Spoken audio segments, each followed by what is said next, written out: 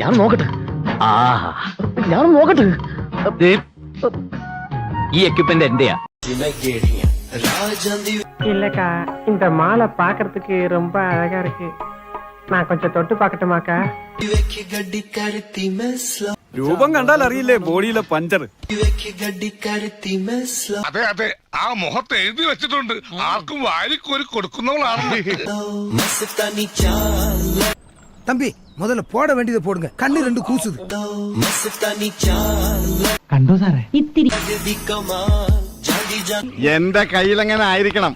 Minimum ഒരു 500 diverse കഴിഞ്ഞ് പിറ്റേ ദിവസം പെറ്റണിട്ടാണ്. ഭയങ്കരമായ ആള്. കേരളത്തിലെ ഒട്ടുമിക്ക പുരുഷന്മാരും ഒരു പ്രഷർ കുക്കർ പോലെയാണ്. ഇമാതിരി കോലങ്ങൾ കണ്ടാൽ ആ പ്രഷർ കുക്കറിന്റെ സമ്മർദ്ദം മൂത്ത് മൂത്ത് മൂത്ത് അവസാനം നീരാവിയോട് കൂടി ഒരു വിസിലിംഗ് വരും.